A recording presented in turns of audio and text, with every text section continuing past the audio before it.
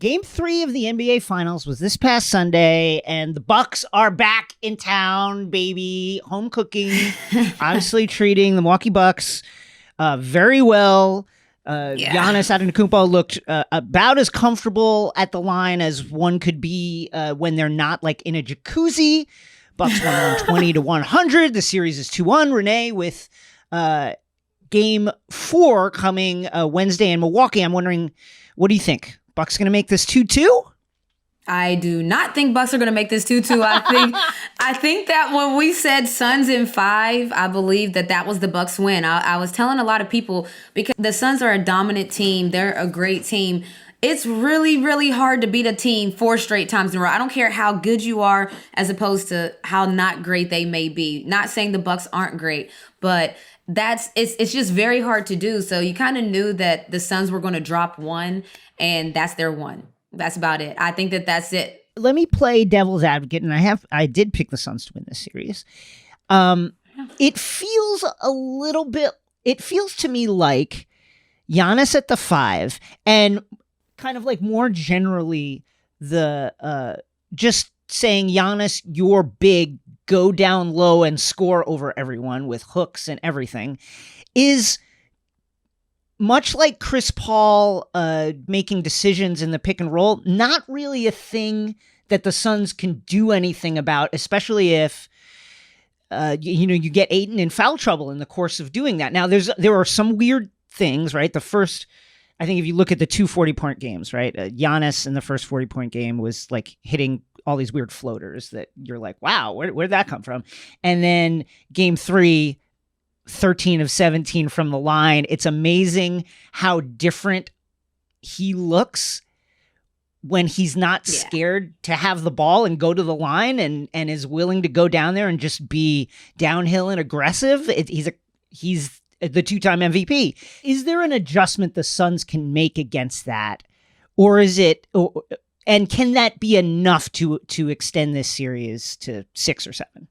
I mean, I always think that, first of all, let me just speak to the Greek freak, Giannis Antetokounmpo. Okay, he's been reading the press clippings. You got to remember how competitive NBA players are, professional athletes are. Any athletes in general are just naturally competitive. So while everyone has been talking about Chris Middleton and how he's been carrying the team and all this and that, Giannis has been reading the press clippings. So Giannis wanted to come through and show everybody, yes, I'm that guy. 2 40-point games in a row, just so people can kind of understand the thought process, because that's how athletes work. Like, he says, oh, okay, y'all think I can't carry this? You think I can't score? And then to answer your question, I do think that there are things you can do against Giannis, though. I really do. I think, first of all, you have to make sure that in the open court, he's a nightmare to guard. So that starts on the offensive end. Take good shots, take care of the ball. But on the other end of it, you have to create a crowd, create a wall. We talk about it all the time, but you just have to, on players that have a weakness from the outside,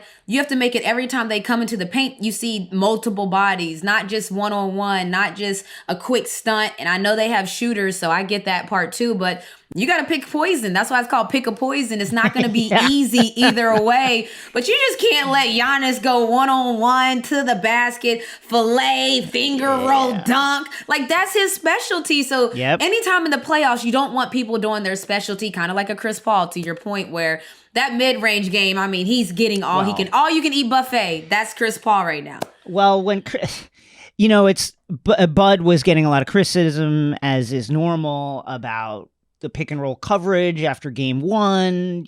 Chris Paul is just making all the right decisions. Him and Booker, they're just like torturing Bucks switches and defenders, and they get the right person on them, and then they just go to work. But it's like, to me, one, this series is about offenses and not defenses to me. And then 2, Chris Paul, it's like when you say pick your poison, the poisons are like cyanide and Drano. Like, they're both literally will kill you. They're both are terrible. Like, there's actually no good answer. And that's why I still think, I think that this could go 6 or 7, because if Giannis is going to be this guy and is going to be that aggressive and not going to care about getting fouled. I think he's capable of putting up these numbers every night. So I'm curious your thoughts, because there's a lot of talk about Giannis and Chris Middleton, but usually when a team loses, you got to talk about, well, what happened when you were rolling? So we know that Devin Booker struggled from shooting a little bit, 3 for 14 with 10 points. Right. You know, he didn't play the entire fourth quarter, but that was more so because the game was a 20-point game, and it was almost like all right, let's see what we can do. But what are your thoughts on Booker's play in Game 3? I mean, Chris Paul still had 19 and 9, so you can't really. I mean, he's still doing Chris Paul things. But what are your thoughts on Devin Booker, who, as we know, has carried him? Listen, you're going to have a bad game. Everybody's going to have a bad game over the course of a 7-game series where the other team is just trying to stop you or limit the things that you want to do. But they're not going to be able to keep Booker down like this for more than this game, I think. You know, he's just proved that whether even when his shot isn't going in the way you expect, which it really hasn't over the course of this playoffs, he just kills you at the line, absolutely destroys you at the line. And that was the thing that really wasn't there this game. Only 3 out of 5 from the line and only 5 free throws tells you something. Now, we haven't talked about Scott Foster, and that's for a good reason. I'm glad we don't have to talk about him in the context of this game, but only 5 free throws. I don't think that will happen again. For both teams, to me, it's really it's about offense. And I think the Bucks have a harder time scoring in a way that is that allows the team to build momentum. You saw in Game 2, right? Giannis goes crazy, but Middleton kind of took a back seat with him, with Giannis allowing him to do that. And then when he tried to get into his role to take over, it kind of just wasn't there. He had a hard time getting going. Drew Holiday obviously has had a bad series up until this game. And then you're just hoping you get something out of Pat Connaughton or Bryn Forbes. Whereas the Suns, I feel like they just have an easier time getting into their offense in a way that allows other players to score. I was just going to say, and speaking of that, I think something that was huge in the game that's not a lot of people are talking about is DeAndre Ayton is the rim protector at the rim. Yeah. So when we're talking about Giannis scoring a lot of points in the paint, well, DeAndre Ayton played 24 minutes because he had 5 fouls. Now, we know the game was out of...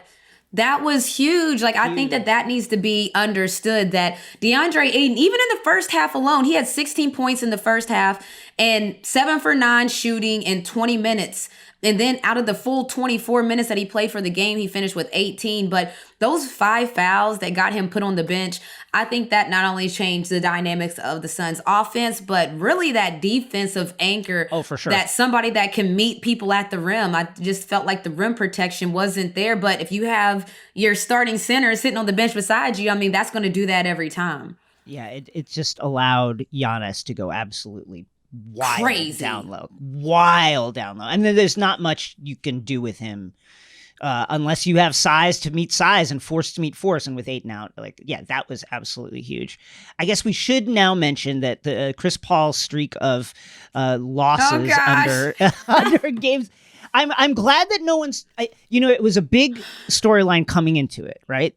Chris Paul and many other players have had issues with Scott Foster going back years. Scott apparently just has a very quick trigger and is not the kind of ref that you can talk to. Let's just put it that way, which is the criticism that many, many players, not just Chris Paul, have leveled against Scott Foster. But really not now the Bucks did take, there was a free throw disparity. It was the exact same free throw disparity from the previous game, but in the opposite way. But that was not really, I don't think that anybody could look at this game and say, oh, the officiating was, other than Ayton getting in foul trouble, which I think did not seem out of the ordinary considering what was going on. Yeah. I'm glad that this is not a storyline. I'm glad too, but I kind of like keeping ref stats. Wow. Yeah. We got the advanced analytics that say Chris Paul has lost 12 straight games refereed by Scott Foster. Dating back to 2013 with the advanced analytics. It's an issue. It's a legitimate. I mean, it's a legitimate when multiple players have the same critique of a ref, and it really does seem like the ref is in a player's head, and not only that, but like maybe goes out of his way to call certain things. It is a point of discussion. So listen, if it's a point of discussion for fans and us, like fans of the NBA, imagine being the athlete. Because I know certain refs that will not be named that everyone in the league knows, all right, you can't really say nothing to him. He don't have thick skin. He got skinny skin is what I'm going to call it, because some refs do not have thick skin at all. So that if you go to them, they're ready to give you a T. I mean, they looking at you like, huh? What you got to say? Because they're ready. They're just ready. They carry this energy that it's like they want the conflict. They don't want to talk it out. So I don't mind that this is being brought up, because I think accountability was the word for 2020, and we might as well halfway carry it over to 2021. And I think that there's not necessarily a lot of accountability when it comes to reffing now. Shouts to Monty and all of my homies that are head of the referee and officials, because I know that people might not know this, but refs do go back and watch film. They have to report back to their head referee and different things. So they do have a checks and balance system in place. But me as a player and me now, as a fan, if we see stats like lost to 12 straight, and look, we're not going to blame it on Scott Foster. I get that. But when you see, or if you can do a poll and you can ask all the athletes around the league what they feel about a certain ref, and if there's this overwhelming feeling, I think that needs to be held accountable. I think that's where the accountability has to come in. That's all I'm saying. Any predictions going forward? Yeah, I still think Suns in 5. I think that they'll win the next 2. Like you said, it's hard to hold Devin Booker down, and he had a terrible shooting night. DeAndre Ayton was in foul trouble. The Bucks killed it. So not taking anything away from the Bucks, because like I said, I knew in the beginning, it's hard to sweep a team. I just think the Suns, man, they're healthy and they're hungry. They're healthy and hungry. What do you think? I agree with you. I will say, though, I think the Saric injury is... It's a little bit more impactful than maybe like general basketball audiences are aware, because like obviously Dario Saric was kind of a cult figure in process era Philadelphia, but not really a name guy, but like it has size, and with him out now, you're playing Kaminsky. You're having to play Frank Kaminsky. And when you play Frank Kaminsky, the reaction is like, why are you playing Frank Kaminsky? Because you have to. Like that, you just have to have him out there. And with Kaminsky as your backup big, and if Ayton gets in foul trouble, it's just a slight fraying of the Suns' ability to put out the answers that they have been putting out over the course of this playoffs. That said, I still think it's going to be Suns. I'm going to say Suns in 6. I think the Bucks get another one, but I think that whoever wins the first road game is going to win this series, and I think it's going to be the Suns. I think just offensively, they have the key to unlock everything that the Bucks try to do defensively. Renee, the Euro Finals was this Sunday. Italy defeated England in dramatic fashion in penalty kicks.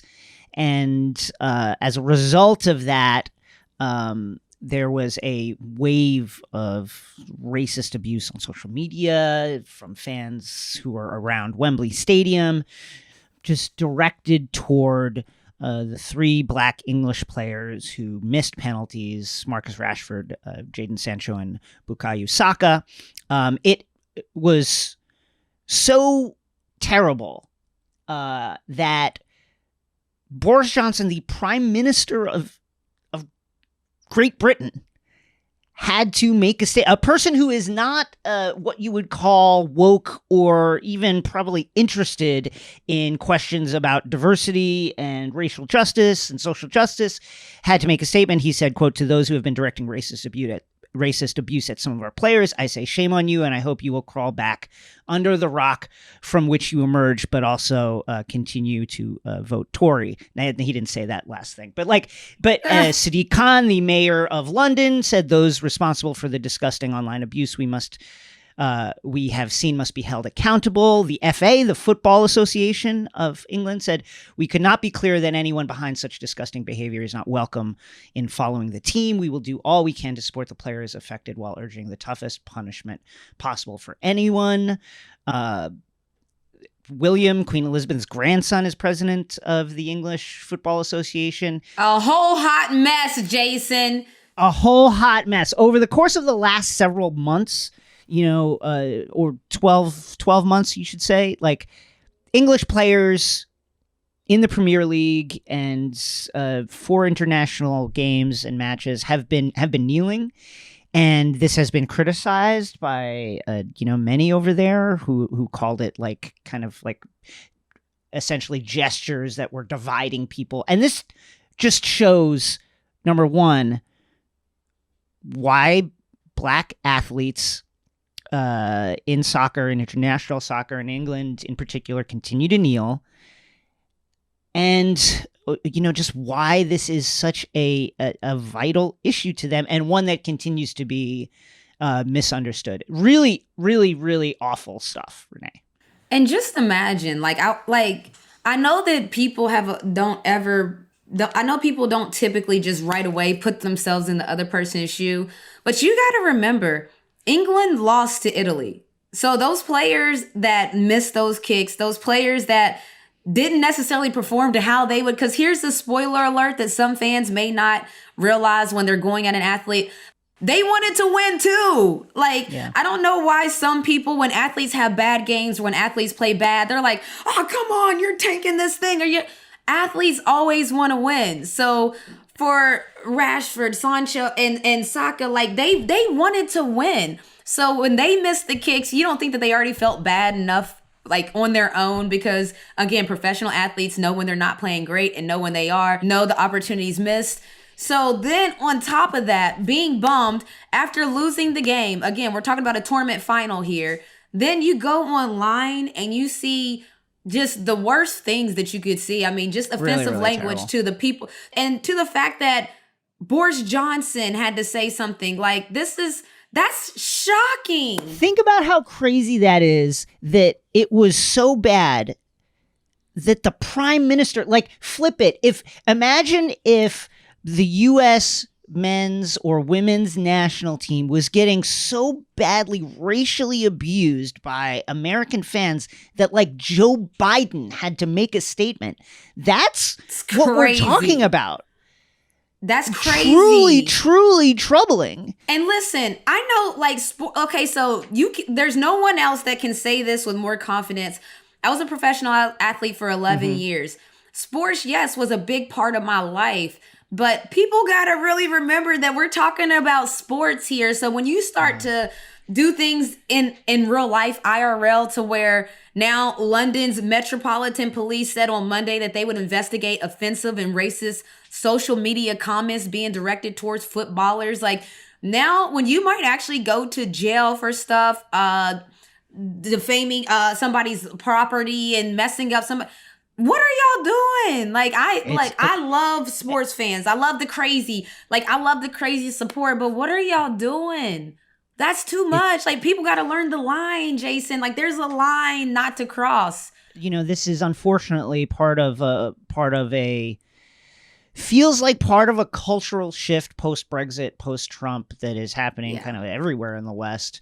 Tyron Mings, who is a center back for Aston Villa, responded to Priti Patel, who is a English conservative politician. Patel in the past had called Black Lives Matter protests dreadful, said England fans have the right to boo players who take a knee. She ordered the deportation of some 50 people of Jamaican descent, et cetera, et cetera. So she made a statement on Twitter where she said, I am disgusted that England players who have given so much to our country this summer have been subject to this vile racist abuse on social media.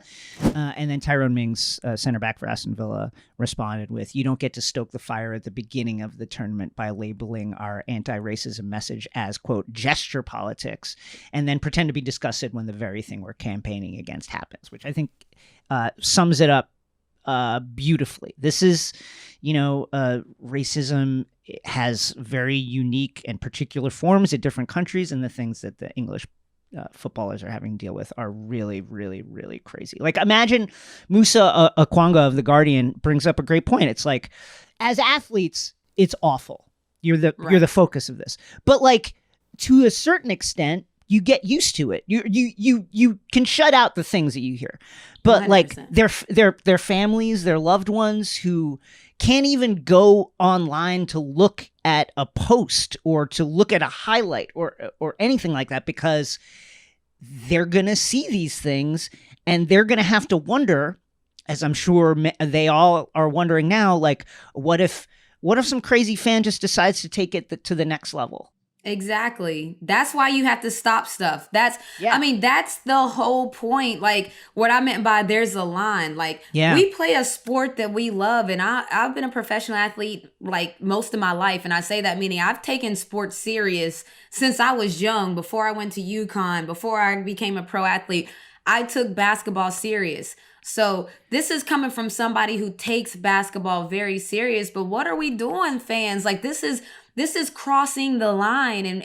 And that's the thing, Jason, you bring up a point. If you allow fans to continually just nudge the line, cross the line, step over the line, jump on the line, don't be surprised when something crazy happens, because if you don't like reel it back in, of course, people are going to keep pushing the envelope. And then when it comes to Patel, like, anybody that would, and like, we already know the deportation and immigration laws, that's a whole nother topic. But anybody that deports people on the month of Christmas, December, to me, I'm like, come on, bro. Like, that tells you a lot. I'm a big Christmas person. So there's just a lot going on there. But humanity is a word that people need to really like study, digest, live by. Just living with a certain human decency to one another is really crazy. But like you said, there was a shift in the culture that happened to where people felt that they could say whatever they feel, whether it's rude, inappropriate, borderline, illegal. People felt that they could do things,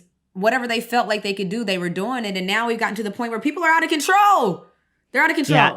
It's a complex, unfortunately complex issue where the people who have the power to do something, which is the social media companies and some politicians, really would rather make statements than do anything concrete. Musa in The Guardian writes that in 2019, social media abuse directed at Manchester City's Raheem Sterling and Virgil van Dijk was 27,000% higher than usual. 27,000% higher than usual. I don't even know what that means. The number's so high that I'm like, I can't even figure out what that means. I just know it's bad. Like, that's a lot. I mean, it just feels like if the people who ran some of these social media companies and these platforms were themselves the targets of abuse like this, you feel like it would somehow they'd figure out a way to filter out 27,000% higher comments, racist abuse. Yeah, we got to do better. Okay, so earlier this month, we learned Olympic sprinter Sha'Carri Richardson was given a 1-month suspension for testing positive for marijuana, disqualifying her from running the 100 meters in Tokyo. But now we know she will not run at all in the Olympics after not being selected to her women's 4x1 team. So, Jason, I got a lot of thoughts, as I'm sure you know I do, and we'll get into that a little later. But what do you think about just the rule itself and marijuana being a disqualifying substance? The rule is obviously, it has been outdated, was not based in anything rational or reasonable. But even more to that point, now, today, in 2021, when this marijuana is legal in half the country, and it was legal in the state in which Sha'Carri Richardson was using it, and it is, no one is under any kind of illusion that it is a performance enhancer at all. This is absolutely ridiculous. I'm reminded of this time I was hanging out at a Christmas party with some of my friends, right? And there's a store across the street called MedMen, which is like a marijuana dispensary that kind of styles itself to look like an Apple store, like very high tech and all that stuff. And we were talking to the door guy at the bar we were at, And he was like, what's the deal with the black guy? He was like, what's the deal with MedMen? And we were like, you just go in there. It's like an Apple store. You go in and you can buy weed. He was like, just really frustrates me. I did like 5 years in jail for marijuana, and now you could just go across the street and buy it. I think that this is an unfair, unreasonable ruling. And yes, it's on the books. But I think there's no one who thinks that it should actually be on the books. This should not be on the books. Like, if there was ever a time to say, okay, we'll suspend you in a month after the Olympics for a month, or we'll suspend, we'll issue a 1 week, like something. If there was ever a time to alter the rules, I think it would be now. This doesn't make any kind of sense. And again, it's a rule that seems like it is that is falling more harshly on a person of color than on anyone else. Let Sha'Carri run. Hashtag let Sha'Carri run, because what are we doing? Like, this is the part where things just don't make sense. Like, make it make sense. Common sense has to come through. If we all know, and everybody knows, because you can't have the stereotype work both ways. You can't have the stereotype be, oh, the people that smoke weed are lazy and don't do anything with their life because weed just makes you lazy. You can't be that guy and then be the same guy that when an Olympic athlete is using it to cope with a lot going on in her world, unexpected death of her biological mother, it's highly documented. You can't in the same breath be like, oh no, that's against the rules, and even though it should make you lazy and tired and you just beat records and you're the favorite to win the 100 meter, nope, like, you're out because you can't take these drugs. Come on, like that, like, make it make sense. And then again, the word is humanity. The Olympics happen every 4 years. It's not like basketball, football. Basketball, we have our trophy, our championship every year. Football, we know the Super Bowl. Every other, we just talked about the tournament finals happening with UEFA. Yeah. Like, everybody usually gets their moment to shine. Track and field, though, they don't have that every year. Something that we're all tuning into, NBA finals, WNBA finals, Super Bowl event. They don't have it. So when you take away that from a track and field athlete who the Olympics are their Super Bowl, I just think that that's heartless. Like, that's so cold-blooded. You know that it's not performance enhancing, and then not to let her on the 4x1 team that she could have been. What are we doing? They could have just named her to that team, and there was no reason to not do it. Really, like, so why y'all didn't do that? Why they didn't do that? Like, that's crazy to me. That's cold-blooded, Jason. Like, it's cold-blooded. Every 4 years. That's the thing I want people to understand. Like, if you don't look, a lot of NBA players opt out of playing in the Olympics. They're like, it's contract year. I got to get to the money. Like, that happens with a lot of NBA players. WNBA players is for the honor for us. So we usually have the best of the best play in the Olympics. But, for track and field, I just can't believe that we're not going to let Sha'Carri run. Like, hashtag let Sha'Carri run. And there's been an outpour on social media, which I would love to see. The supporter list is nearing a goal of 600,000 signatures. It's at 564,000, as of Thursday evening. But come on, Jason, like, what are we doing? Now, the other side would say, okay, but the rule is the rule, and this is the rule, and that's what the rule is, and everybody knew what the rule is, and you can't then penalize the people who are going to take her place because they follow. Fine. They work hard as well. It's been hard for all these Olympic athletes who, as the games have been postponed, have had to maintain their training and their regimens for a longer time than they were expecting to.